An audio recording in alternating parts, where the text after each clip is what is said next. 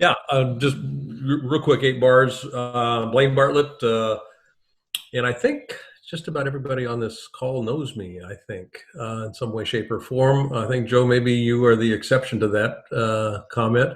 Um, we're looking here at leadership in a Black Swan event, and I mentioned that because my entire career has been focused on leadership and leadership development. And that's 40. Oh, this is it's 44 years now that I've been playing in that domain, um, and developed coaching programs. We've got leadership programs around the globe that I've both developed and facilitated. Large organizations, small organizations. I'm an associate professor at Beijing University. Looking at enterprise leadership is the conversation I have over there. And that's kind of, I think, where I'll leave it. Author 5 books, and one of them was an international bestseller. The next one is on track for that right now, so we'll see where that one ends up. But life is good. Up here on an island in the Pacific Northwest, I'm actually living amongst more deer than I am people, which is kind of nice. They're pretty docile. They don't riot very often, and that's a good thing. So Dolan, it's all back to you here. That's brings a whole image to mind to have riding deer on your property. Riding deer, yeah. You see deer outside with signs, "Feed us more, or we're going to tear shit apart." So I'm Dolan White, and for as I mentioned, I'm really happy to see everybody here today. I know there's lots of stuff that we could be doing, and we get to come hang out together for about an hour or so. I've spent 30 some odd years in the software industry doing doing a variety of things. I led large global teams and built services organizations. And retired from that and ended up as CEO of a digital marketing firm and grew that firm through several $100 million worth of sales over about a 4.5-year period. And then last November, just in time to start your own consulting practice, I stepped out to start a consultancy of my own. So I like Blaine. I do coaching and consulting and work with a little bit of a different angle. Blaine and I actually met 3 or 4 years ago, maybe longer than that, when Blaine was presenting with Bob Proctor, and Blaine was a coach mentor for me, and then we become friends, and over the time we've had an opportunity to do things together. So it's always a blessing to get a chance to do this with Blaine. I will point out that he's a lot older than I am, and as you can tell by his description, just a skosh, he's got me by a couple of years, but doesn't necessarily mean I treat him with respect through that process. So first and foremost, thank you everybody for being here. I think kind of where we wanted to start with. So this is the we started with kind of this term around Black Swan just because of the core idea of what a Black Swan event is. It's an event that we don't plan for. It's something that in all the contracts that we have read ever, either receiving or writing contracts for people, there's this force majeure section in there that's acts of God, man, and war, and we happened to go through an event where that actually took place, where we had a great leveler and 7.5 billion people got sent to their bedrooms. So this has been an interesting experience from a business perspective. Blaine and I got together and started talking about how do we help people and what do we do with both of our areas of background where we cross over and not. So we've done 2 prior Black Swan events, one in April, one in May, obviously this month, and we're going to continue doing these probably once a month, kind of out through the year. We had only intended to do one, and apparently we're going to do a lot more. So in previous Black Swans, we talked about mindset and leadership was kind of the first thing we talked about in the original one. Clarity and candor, how to be clear with people as people were preparing, how to psychologically be prepared to be imperfect, and that it was as you're heading into this kind of event, you need to be imperfect and just get over it. Liquidity, we talked about business liquidity. Sorry, I've got some notes here. I'm just kind of looking at from old ones, and staying close to your clients, how to adapt or die. And the last one we talked about how to craft your leadership team, and we'll lean on a little bit of that today when we talk about a few things. the difference between what planning was and what planning is. And we'll lean into that a little bit today too, re-socializing your team, your people, your clients, and we're going to be kind of heavily focused on that today. And then the fact that all your clients have wandered around, and what are you going to go do about it? So today we're going to deal with some pretty, I don't want to say complex, but we're going to deal with some interesting topics today. Kind of the very first thing is we're going to spend a little bit of time just kind of chatting about risk and what this means to businesses. And, although this is a pretty informal, we don't have slides to show you, and this is kind of the research that Blaine and I have done across this and working with our clients and other panels and things that we participate in. But one of the first things Blaine and I have talked about recently is one of the biggest factors with risk is the risk from where we are and moving back into the business has begun to shift, and it's shifting from public sector to private sector.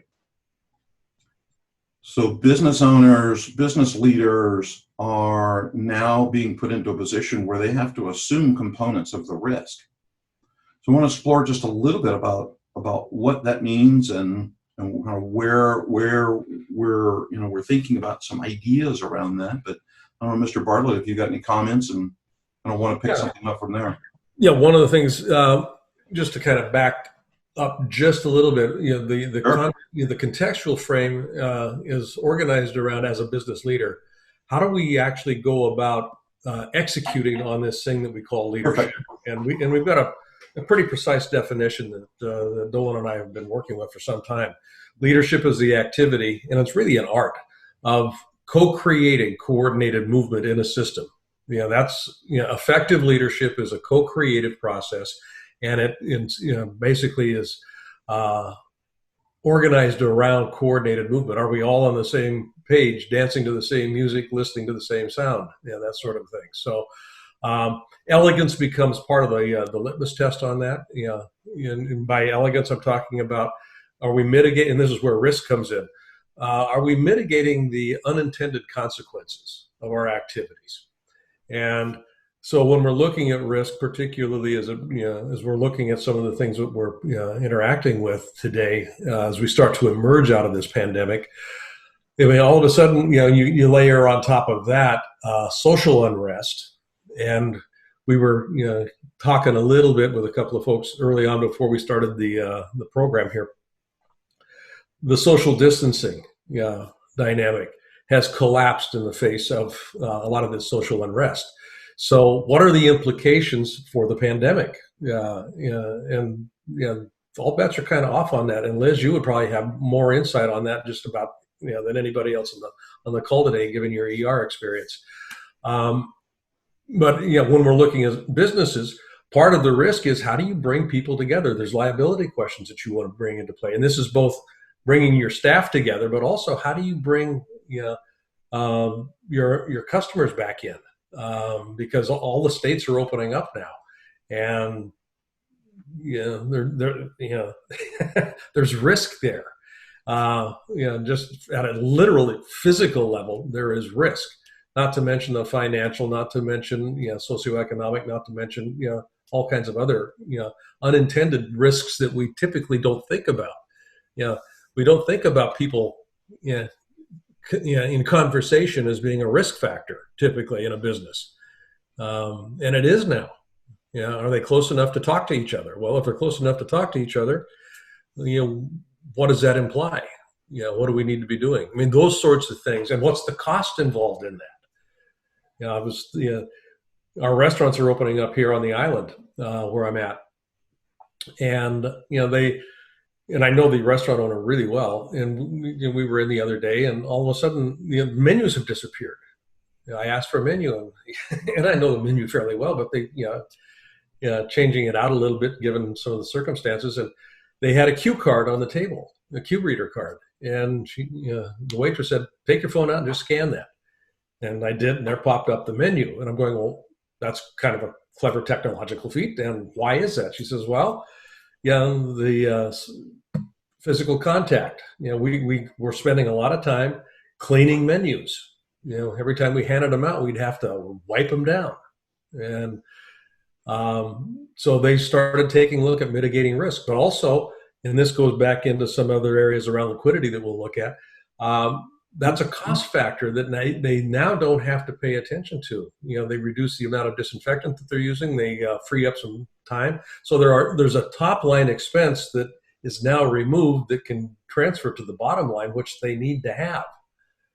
And that's that sort of thing. You start thinking outside of the box a little bit, and you start noticing, just where are the opportunities, and what are the risks associated with these opportunities? Yeah, it's interesting you say that, because I think one of the challenges that businesses are starting to face, and I'll use my future daughter-in-law as an example, and she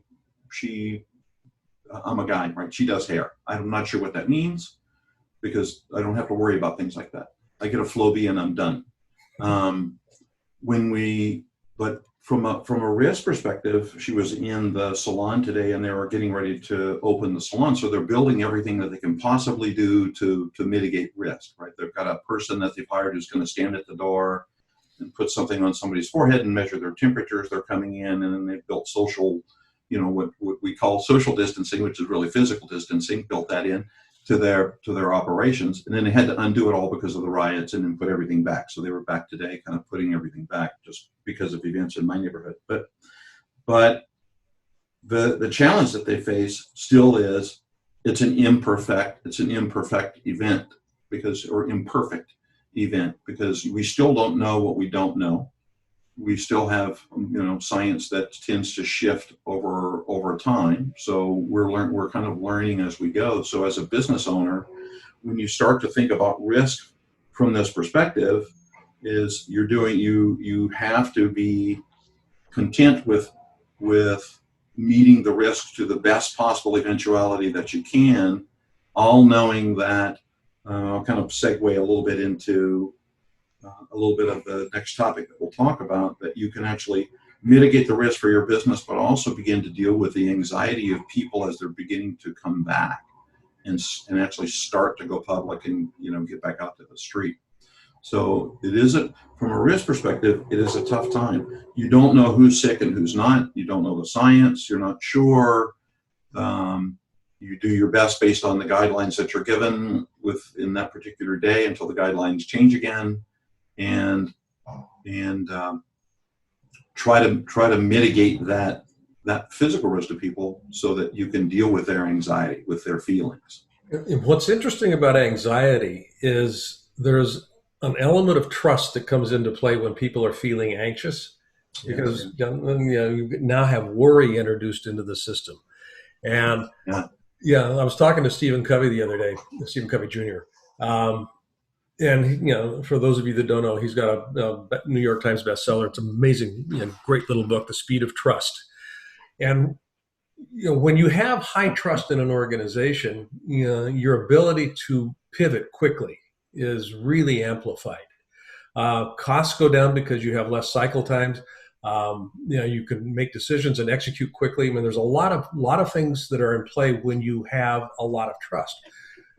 When trust starts to erode, and this happens when anxiety is present, all of a sudden the cost of doing business starts to increase. Your cycle times start to increase. Second guessing starts to increase. People get frozen in the headlights. I mean, there's a lot of things that start to occur here. And it's really going to be important to understand, and Nolan came across this statistic, and I love this. 35% of the American workforce does not want to go back to brick and mortar business. 35% do not want to come back to a brick and mortar space. And that's mostly because they don't trust that it will be safe. So if I've got a workforce and my business is a brick and mortar space, as a leader, how do I go about co-creating coordinated movement? Now we're working virtually in many cases. So how do I fold that in? And that begins to be part of the agility piece, that we start to take a look at. But this notion of trust becomes really, I think, important. I saw something across my newswire today, and this is partly the consequence of the social unrest.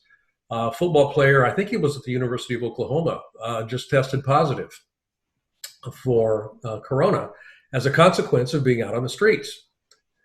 And, when Donald Trump, and this isn't a political screen at all here, but when he insisted that, the West Point cadets come back, for a commencement, part of the concern was that, social distancing would be compromised. Well, Newswire today, 15% or 15%, 15 of the cadets that came back have tested positive now. So that has some very interesting implications, specifically around trust. You start aggregating people back together again. What goes on? And you don't have an answer for that as a leader. You've got best guess scenarios. You can look at the science, and I think to a degree, this is where, when you're communicating as a leader, we want to be working with the best data that we have, and our people are going to want certainty, and we don't have certainty to give them. What we can give them, though, is probabilities. Based on information we've got, there's a likelihood that this is going to be happening in this way. If that changes, we'll let you know. But you work with probabilities rather than absolutes, and it gives you wiggle room.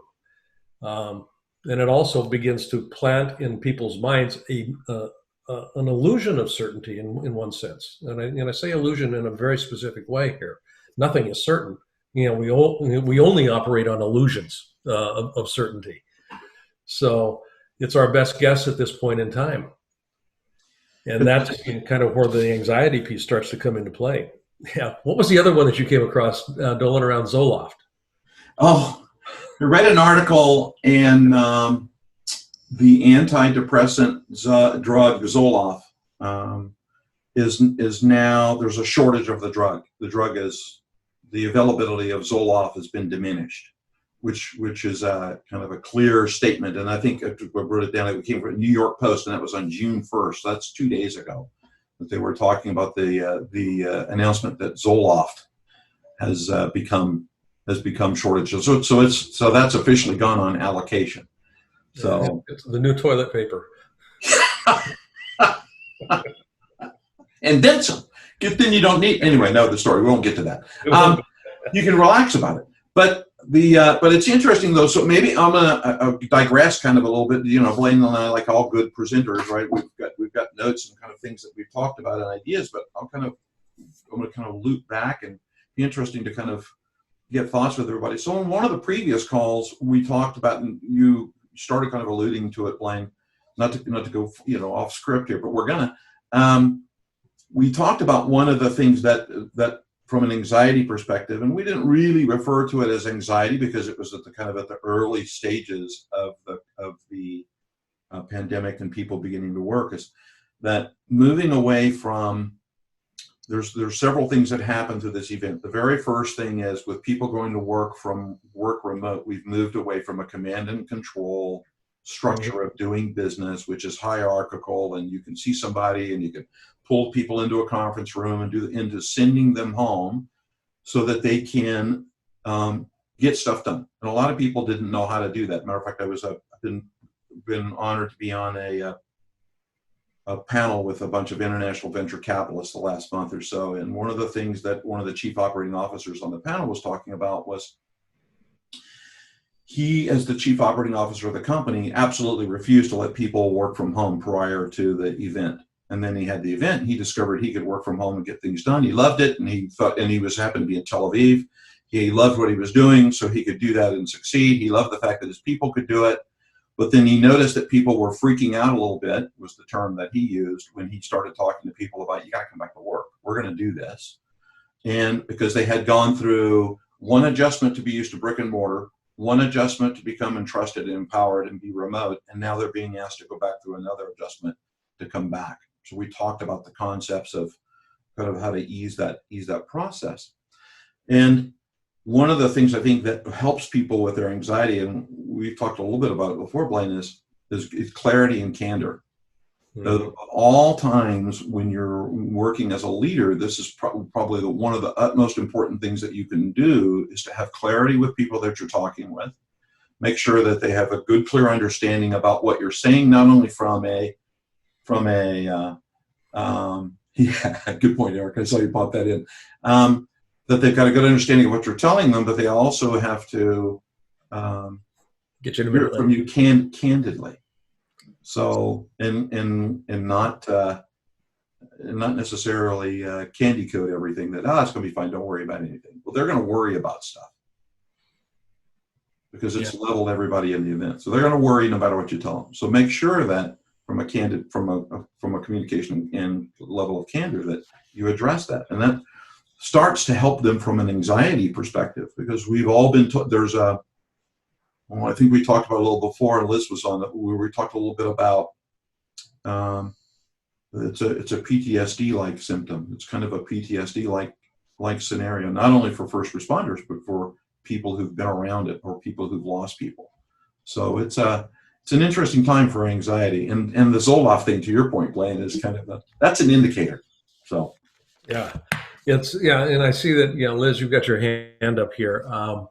So if you want to come off mute, we'll take the question quick. I was just going to say the communication part up front with the candor and the clarity, I think can be well received through the online platform that everybody has now adopted in the Zoom revolution. Yeah. I think you can use that to your benefit and make it so that you get folks out, get out and ahead, be in front, and let your clients know what your plan is, what your practices are for your safe conduction of your business. Mm-hmm. And then follow that candor and clarity part of it. Yeah. And that works actually not only for your internal staff, but it also is outward facing. I've got shaggy hair right now. I haven't had a haircut since February. And my salon up here on the island is just opening, and Friday I'm going in for a haircut. Now, what's interesting about all that is I've gotten at least 3 emails from them saying, here's the new procedure. And they're being very transparent about not only for the sake of what is this now different, for the sake of what in terms of my health and well-being, but also their ability to hold on to their license, to operate. I mean, those sorts of things. So they're providing actually, in my experience, an overabundance of information. But that being said, it all fits into a whole bespoke piece that kind of gives me a sense of, okay, I get this. And in terms of feeling anxious about going there now, do I just go in the door? What's the protocol? That is being kind of handled. The mystery is being removed. And as a consequence, I mean, I just noticed my own sense of, it's not anxious. I'm actually anticipatory, and not the least of which I'm wanting to get my hair cut. But I want to look like Dan when I'm done. Yeah. So, but that kind of a thing is what we're playing with here. And to your point, Liz, it's absolutely, the more we can communicate that. And there's another piece to this that I think is also energetic from a leadership perspective. Yeah. People respond to energy, and we are energetic beings. So when I'm looking at mitigating anxiety, I want to first look at myself. How am I entering the space? Have I taken the time to get myself centered? Have I taken the time to actually kind of organize internally so that the expression of my leadership, so to speak, is coming from a centered place? It's not contributing to anxiety. It's contributing to a sense of certainty. And that will instill trust, or it goes a long way towards mitigating that sort of a feeling. And oddly enough, when you go to an establishment, you want to know that they're expecting you, you're coming in, and not only when you come in, you're invited in, but the people who are not properly vetted are not coming in. Now, from a business standpoint, that's harder to have more sales if you can't get the right people in the right door. Mm-hmm. But in the initiation of this startup phase, I think it's not only who you invite in, but also who you keep out. Yeah. Absolutely. And that starts to begin to affect the liquidity question. Oh I say yeah. liquidity in a very broad sense here, but cash flow. I mean, cash is king. I mean, when you look at business operations, what's the cash flow? How much free cash do I have? Kind of moving through the system. So, Yeah. you start to reimagine your business. These are different constraints. I mean, and we can look at the constraints as being something onerous, or we can just approach it as if it's gravity. I mean, it just is. I don't get up in the morning bemoaning gravity and wish it wasn't here. So I do have constraints in the environment right now, economic as well as physical. Just take them as part and parcel of the new operating environment. Now, how do I reimagine operating in this environment in a way that enhances my liquidity, enhances my profitability, enhances my chance for success? This is one of the things that the restaurant did. What's a simple fix? It doesn't require a whole lot of technological prowess to put together a QR code, and snap a picture, and there's my full menu. I just think that's so They smart. gave me a free beer for doing it. So this was good. Free beer? Yeah. Hey. Well, it's worth the trip anyway. But no, it's interesting. So one of the things we talked about yesterday, so before we leave anxiety, bless you. I know you're still hay fevering up there. There's no hay, but that's still hay fever. Yeah. I got cedar pollen. So one of the things I do want to touch on before we leave anxiety is you said something yesterday that I want to just kind of revisit for everybody. And when we were kind of wrapping up, it's kind of like it's cool to talk about anxiety, and to Liz's point, about measuring people in and out and keeping the right people in and the wrong people out. We just kind of stopped to ponder about, so how do you help? What do you do? How do you help somebody with their anxiety? You can't own it. You can't own the solution, and you can't drag them into a state where they're no longer anxious. But what are the things that you can do that can make a difference? And you kind of the very first bullet in our notes here you talked about yesterday, and I thought that was a really interesting thing to get into. Yeah. And when you think about anxiety in that context, and I mean, just as I was mentioning just before we switched voices here, I've got to get myself centered first. And as a business owner, I've got to know, and this is something that I really have to know. This is a statistic we came up with as well. Consumers, are shifting their spending habits.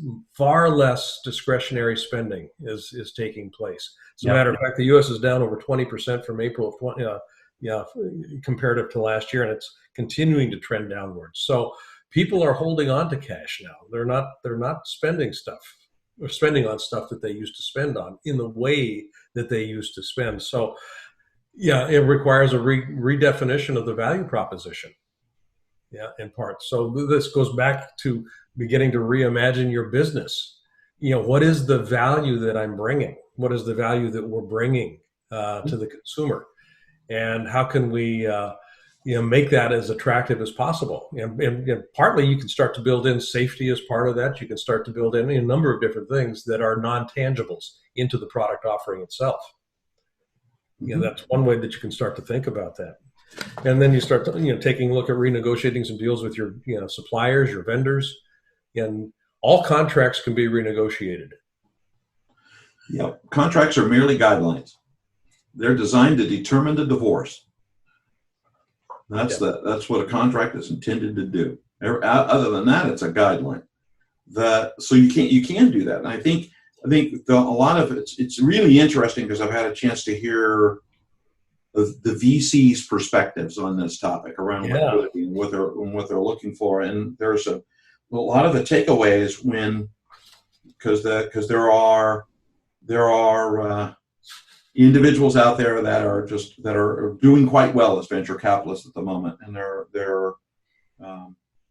really kind of leveraging what's the Winston Churchill quote: "Never let a good crisis go to waste." Right. So they're actually being quite successful through this. And one of the things that kind of rung on the last couple of calls with these folks as we all kind of talk about it is the very first thing is they're looking at organizations and considering organizations that get to critical mass quickly, and organizations that have a plan on how do I get from where I am, and critical mass is defined as moving my business to a successful state so that I am in a position where I am paying my bills. I am marginally profitable. How do I get to critical mass, and how do I do that in a very quick state?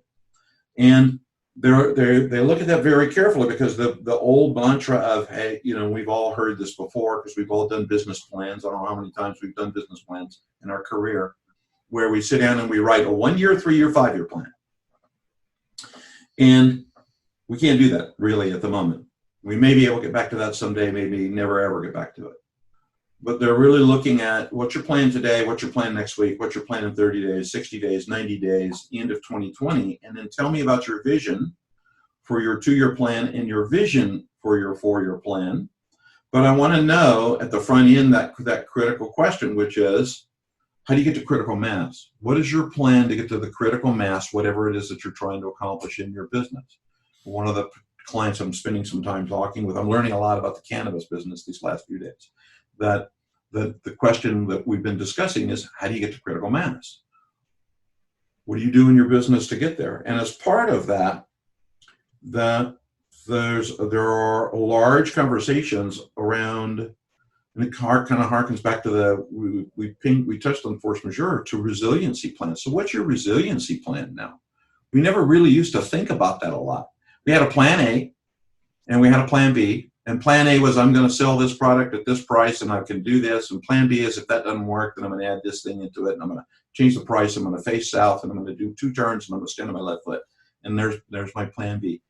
Now the plan B is, so what's your resiliency plan? What happens if we're in a global pandemic? What happens if we have another issue? What happens if, so how do you build in, I think we used to call it business continuity, was the kind of the young guy term back in those days. Mm-hmm. But how do you build in a resiliency plan so that your business, so there is this concept around liquidity first, and we are seeing, to Blaine's point, we are seeing the industry trend down. I mean, yeah. Every single person I talk to, the discretionary spending has been either deallocated or reduced substantially. Yeah, one of the things that I find interesting, and I was having a conversation with a fellow by the name of Ivan Meisner, Dr. Ivan Meisner. Ivan is a very good friend of mine. I met him in the Transformational Leadership Council. I've known him for years. He was the founder of an organization called the Business Network International, BNI. It's the largest business networking organization on the planet. And last month, the members did $1 billion worth of transactions with each other. $1 billion worth of transactions with each other. So this is an active networking organization. And the reason I'm mentioning it has to do with this question of liquidity. Reaching out and networking, co-creating coordinated movement. From a leadership perspective, who is in my ecosphere that I can actually begin to leverage? And I mean leverage in a very honorific sort of a way. It's not a give to get sort of a thing. It's how can I contribute here and how can they contribute to me? So just coming into the conversation with them in a different way. And this is one of the things that Ivan was actually excited about. He said our folks in our meetings, and they literally have meetings with these folks, are having different kinds of conversations. They're looking at how they can work with each other to understand how to renegotiate a vendor contract so that the vendor feels part of the enterprise. So it starts to shift the conversation of stakeholdership. You as a vendor of mine are a partner of mine in my success, and I am a partner in your success. We're both affected to this or by this effect, equally in many cases. So the playing field has been very interestingly leveled. And if we can begin to understand and then leverage that leveling to mutual benefit, it begins to play out in conversations around our profitability, our liquidity, and our cash flow structure, which is kind of an interesting way to look at it. Yeah, it's interesting. So I'm gonna ask Frank to come off the mute because he just posted an interesting comment, and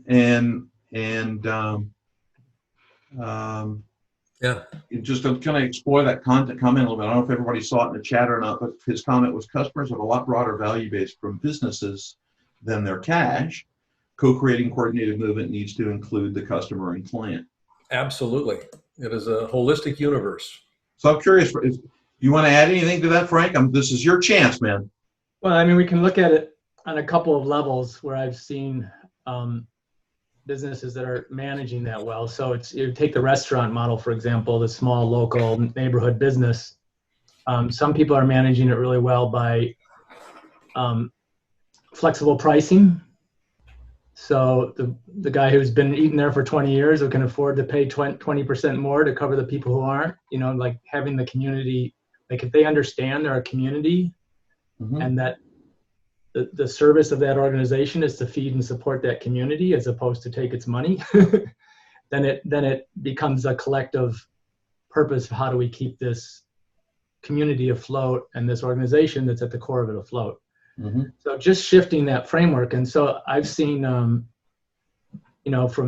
yoga teachers to small businesses like that, where they've done flexible pricing, pay what you can, and even online. And you've seen actually them taking higher returns because even though some people can't pay, there are people who are willing to contribute to the community because they know it's paying forward. Yeah. Yeah. And to that point, Frank, I think that's one way that the value proposition begins to become redefined, because Right. it starts to speak to the for the sake of what. I'm offering this service, I'm offering this product for the sake of what? Now, obviously, I get a return on you purchasing it. I have an income stream and that sort of thing. But that's not the reason I do it. For the sake of what? In this case, it's the benefiting of the community. That's a for the sake of what that people start to go, oh, that's important to me. I will pay that. I'll actually pay a premium for that. I mean, this restaurant that I was speaking about here. When they were doing takeout, and they had never done takeout before, but they started doing takeout in the midst of this pandemic. Cynthia and I started tipping the bill. I mean, we literally just tip the bill. We would double whatever it was because we want them to stay alive. They're our favorite restaurant on the island.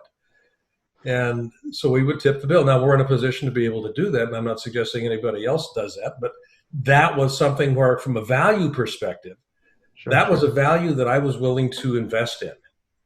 And that's where, co-creating coordinated movement, you start having that conversation with people. And again, I know the owner of the restaurant fairly well. And we had some conversations about what he was up to and his dream for the business. And, he is a long-term player in the community and does some very interesting stuff. So I want to support that. Right. So as a consumer, that value proposition is different than just having a plate full of mussels. By the way, the ownership. On the other side of the spectrum, I've seen, I'm really surprising behavior by like American Express, right? So American Express gets to charge an extra couple of % over every other credit card company because of their extreme trust into customer service. Yeah. But whoever's advising them on their risk mitigation strategy has been really on a profit loss mitigation strategy. Yeah. Yeah.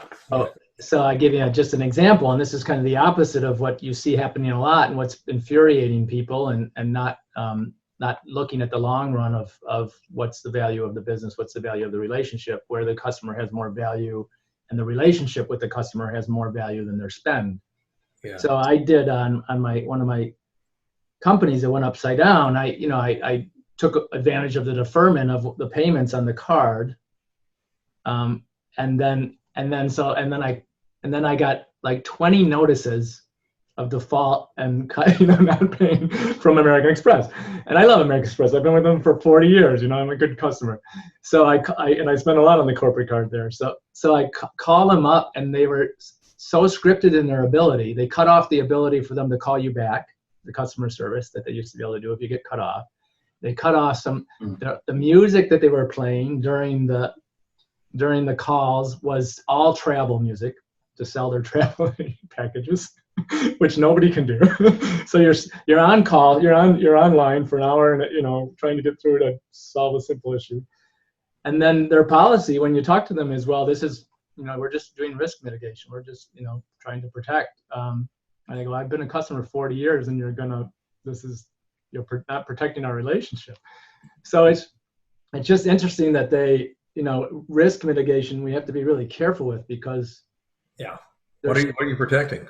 risk mitigation, but risk mitigation is not necessarily doing what people think. And for a brand like that, it could destroy them. I mean, they could lose billions of dollars to save a couple hundred million that they don't actually need. Right? Yeah, I think it's interesting you say that. No, and Eric, you've got a comment in here. I kind of want to go back and ask you to comment on, but just to kind of wrap up what Frank's talking about, I think one of the things with risk that we didn't really talk about, and it kind of alluded into one of the other components, goes back to what you said, Blaine, which is for the sake of what. Mm-hmm. I think people need to have a clear understanding of the reason why, for the sake of this is what we're doing and why we're doing this. And it needs to be communicated across the broad spectrum. You need to understand it. Your leaders need to understand it. Your teams need to understand it. Your clients need to understand it. They may not necessarily agree with all of it, but they've got to understand it. It's got to be transparent. They've got to understand it. Eric, do you want to? You made a comment. Multi-stakeholder orientation with respect to value creation and delivery is heightened. Customer, employees, investors, community, business partners, and physical environment. Do you want to touch on that for a second? I'm curious. Yeah, one of the things that I'm seeing also is that those companies that truly are compassionate or conscious businesses, and those companies who are pretending to be, the difference is becoming far more obvious now that in the Black Swan event that we're in. Take for example the what Frank had just talked about with respect to American Express. Yeah, their colors are truly showing. Take for example a local restaurant here in the Bay Area, where these people have gone far beyond any kind of healthcare recommendation, and the compassion that they're showing for their customers and their employees. I mean, it just comes shining through. And so those companies that, this is almost a forest fire type event, that those companies that will survive this really are those companies that are taking this broader conscious / compassionate business view. And in order to do that, you cannot just focus on one stakeholder. You have to really realize and have that systems thinking of the interconnectedness of the multiplicity of stakeholders, particularly, for example, the employees now, and how we started off this conversation, is they're moving from physically being together to virtually being together, and the impact that has on the company culture and the ability of a company to identify and sustain that culture. Right. Mm-hmm. Yeah, that, and the cultural piece I think is really important, because Peter Drucker famously, culture will eat strategy for breakfast. He actually said lunch, but Mark Benioff said breakfast. So, but that's the culture. How do you, as a leader, co-creating coordinated movement? You do that within the context of a culture, and the culture will either contribute to it or destabilize it. Whatever it is that you're trying to have happen out there. I want to touch on something quickly here, and I'm mindful of our time. The idea of innovation, agility and innovation, because that's partly what we're speaking to here, is how do we get ourselves landed quickly, and then rapid iteration. I mean, IDEO has been a client of mine for about 15 years, the design firm, and rapid iteration is something that they do from a design perspective, and they do it extraordinarily well. One of the things that Dolan and I were talking about as we were assembling content for this was innovation today will not happen in the office, because number one, there's not an office for it to happen within. Okay. So secondly, you kind of take that and extrapolate it. If you're going to be innovating the way you go to market, including how you define the for the sake of what, and to the point that you're making here, Eric, it can't be a solo project. Yeah, I have to get as many voices, as many ears, and as many eyes involved in this as I possibly can from all vantage points in my ecosphere. And that's where innovation actually begins to appear. And part and parcel of that is being willing to listen. And if I had anything to do with how leaders work today, I would, and I do have a lot to do with this, I would have them start listening a lot more than they do. Really listen. What's needing to be paid attention to? What's asking to be born? Sort of a thing here. Listen for it. And that's where I think we can start to look at, from a leadership perspective, how we can potentially get in front of some things pretty quickly. but it starts with a listening as opposed to a knowing. It's an interesting, there was a conversation I had with one of my clients this morning, and it was around the concept of, we used, you guys have all probably heard the term Field of Dreams, right? The Kevin Costner movie where they build the field and hopefully the ghosts are going to show, and the ghosts show up, by the way, at the end.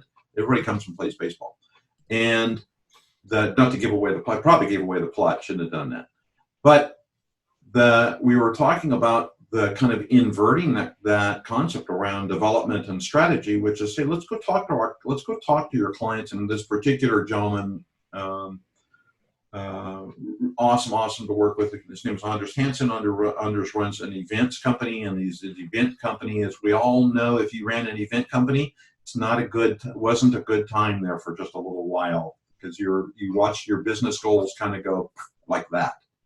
And he was able to we worked together, went through a pivot, did some other stuff, but we were talking about kind of that shift in thinking around, rather than just creating stuff and throwing stuff against the wall, let's go talk to people. Let's get out and go see what people really want this. Let's initiate those conversations and begin to understand because they're going to have different insights and ideas. And we actually had a couple of folks come back with things that we hadn't thought of before, ever, and present these ideas. So it's important that we do that. Yes, right. So be respectful of time though too, but one of the things that I did want to talk about just a little bit as we're kind of getting into agility and innovation is, Eric, you asked a question early on, and I promptly ignored you until this very moment in time where you asked, so what do you see as the relation between risk mitigation, business agility, and innovation? And they really are, and we've kind of led to this point in the conversation. All of the things that we've talked about, even though Blaine and I put them in buckets, they really aren't in different buckets. Mm-hmm. It is a bucket with a giant paddle that you're trying to stir to figure out what in the heck is in the bucket. And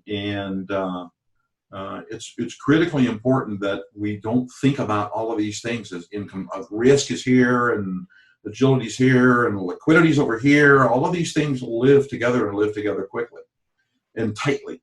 So if you're not considering it in that arc in marketing, since I was a marketing dude for the last several years, my official title on my business card called me a CEO dude.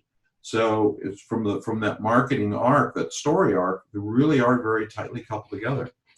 So one of the things that I talk a lot about is, it goes back to kind of what talking about risk earlier, which is we kind of don't know what we don't know. So when we're building our plans and we're focusing on agility and innovation, we need to plan for proper risk so that we reduce people's anxiety, and we're planning properly for a liquidity stance. So we're being careful about our investments, but there's a guy out there, his name is Jim Quick. Jim teaches people how to remember things. But there's a saying he said, I heard him not long ago, and he said the S3, he does these mnemonics, and S3, simple, small steps.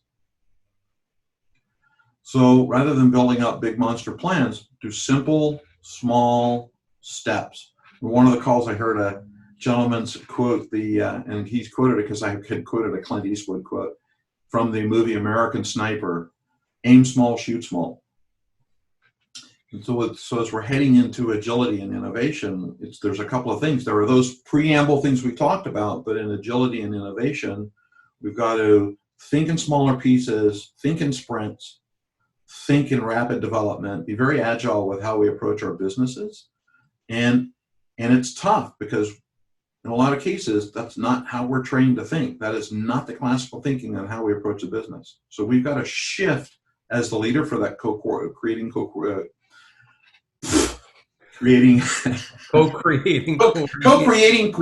Anyway, I know what I'm saying. It's that tough shift to get your mind set into that process and become comfortable with being imperfect. Just to pick up on that, the co-creation of coordinated movement basically is about introduction of possibility and having people land on that possibility. And Frank, you just posted something in the chat that I think is useful here. Another word for possibility is hope. Very rough, linguistic fit here, but with the absence of hope, people start to get dispirited. And if you guys can check in on the chat contribution that Frank has here, but study of leaders and hope showed that leaders who fail to instill hope in their ranks, teams and followers have an engagement level as low as 1%. Those that instill hope have an engagement level. The possibility of thriving is a different possibility than the possibility of simply surviving. They have different qualitative and experiential components to them. Yeah. If I look at my garden and the plants are just surviving, I've got a pretty interesting picture in my mind of what those plants look like. They're kind of, the leaves are sagging, they're straggling, they're reaching out for water. I mean, whatever, they're surviving, but they're just hanging on. They're probably pissed off at the gardener. If the plants are thriving, it's a completely different picture, and there's an energetic quality to them that's also interesting there. So leaders that can instill hope, and hope is not a ship that ran aground off the coast of Africa. Hope is something that can actually be inspiring. And that possibility is what we're looking for here. So when we're looking at innovation towards what? For the sake of what? What's the possibility that we can bring into it? And we have to pay attention to the tactical pieces. Risk mitigation, our bottom line, our top line. We have to pay attention to those things. But I think the rubric here in the actual meta message from a leadership standpoint is there is a utopia out here that we can strive for. Oscar Wilde said, without the striving for utopias, man's progress was never underway. You have to, when you get to utopia, you start looking for the next utopia. And this, both social unrest, but also this plague, this isn't novel. It is in our lifetime, but it's not novel. The human race has experienced this before. Yeah. And we've come through it. We've popped out on the other side, and we've done so with a great deal of alacrity and creativity. So I think leaders that can embrace that can square up and face the reality that's being presented and not be overwhelmed by it. My future is not dependent on what my current reality is. I have to deal with my current reality, but my future isn't dependent on my current reality. My future is dependent on the choices I make in the face of my current reality, and the choices that I can ask my people to identify and make. And the future gets created that way. The future is a consequence of today's choices. And I'm either investing in it and I'm making choices that are consistent and in alignment with that future, or I'm doing something that's trapped by what we have today. That isn't particularly innovative. Yeah. We're coming up to the top of the hour. We promised this would be a 1 hour call, so I want to be respectful of everybody's time. So we can move to what we would call the lightning round if we'd like to. I'd just kind of like to, if there are comments or if you have comments or observations. My first question about this, because this is the third time Blaine and I've gotten together to do this, and we love doing this because we get to do it with. Not only do I hold Blaine in high regard, but even though he lives on an island full of deer, we get to do it with really smart people. So there are some very, very smart people on the phone today that we also hold in high regard. So I'm very curious. Is this of value? Is this something that we should be continuing over time? How do you guys feel about that? Just thumbs up, thumbs down, sideways. Kira, you came off mute. You were going to jump right in, Kira. Oh no, I was just going to say absolutely. I've been taking a lot from these. I haven't really been giving much, but I've been taking a lot, and and it's really helped me. It's helped ground some of the conversations I've had with my team. I've been taking notes as it is. We're dealing with just an immense level of anxiety right now, and I think your words are really, really helpful. So thank you. Well, tell everybody hi. It's been a while since I've talked to them. Yeah. I will. That's good. And I saw your thumbs up too, Dan. Even though Blaine insulted you, I appreciate you still giving the thumbs up. So thank you for taking time to do that. I appreciate it. No insult taken, by the way. You dude, I caught it. I got it. And it was recorded too, so we have evidence if you need it. Just let me know. It wasn't an insult, it was a term of endearment. So there you go, perfect. All right. So I guess we have a light, just kind of the enclosure for a lightning round. I think to Blaine's point, there are, for me now, Blaine, I'll give you closing remarks, but the kind of my thought is, being now officially being an old marketing guy, having done what I got a chance to go do with who I got to go do it with. The one thing around all of this is there's a marketing phrase out there that you hear people say, which is get your messaging tight, get your messaging straight. And we've called it lots of things in our lives. We've called it elevator pitches. We've called it, one paragraph pitch, one line pitch. What are you going to say in a tweet? What are you going to say? Get your message tight. But that applies completely across the board with everything we've talked about, which is get your message tight. When you're talking to your coworkers and your leaders, or leaders are talking to other people or other leaders or your clients, have your message tight and be confident and firm in what you talk about. It's okay to be imperfect and say, we're still working on stuff, but this is where I think we're going and what I think we're doing. But do that. Get your message tight, and we will get past all this stuff. All this stuff over time will be an interesting experience. We've got the life pre-911 and post-911. Yet there are still planes in the air. So, we'll see what happens in the next couple of months. See if America can still afford to fly. But just my final thoughts. Mr. Bartlett, you want to close up, and then I'll hit the stop button. Oh yeah, I want to echo what Dolan is saying here. I want to thank you guys for showing up. I love these conversations. I would hold these conversations with my dog if she would sit still long enough. I just think that these are fascinating conversations. I think this is a fascinating time. And as an entrepreneur, as a business person, just to be able to face this kind of challenge, it brings out the best in me. I have been personally, I've been more productive, more creative, and more excited about what I'm doing in the last 4 months than I think I've been in the last 5 years. And that's, I think worth exploring. Just why would that be so for me? Well, it's because things have shifted. What I thought was the way the world works is no longer the way the world works. So how do I get creative with that?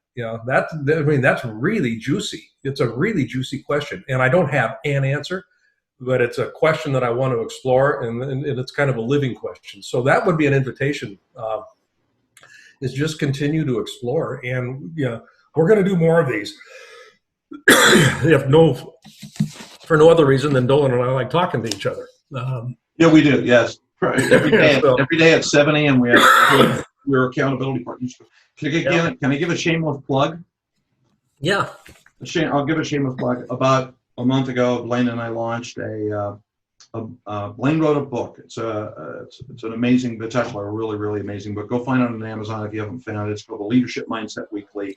It's 52 lessons. It's weekly lessons specifically on leadership and all the components of leadership. It's a really, really great book. When Blaine first was showing me the book, and I got to read it before it came out, we were talking about the book, and just kind of had this concept of, I looked at, this is really good content, and it deserves to be taught. It deserves to be a methodology. There are things that people need to do to go be great leaders. So we founded a mastermind group called the Leadership Mindset Mastermind.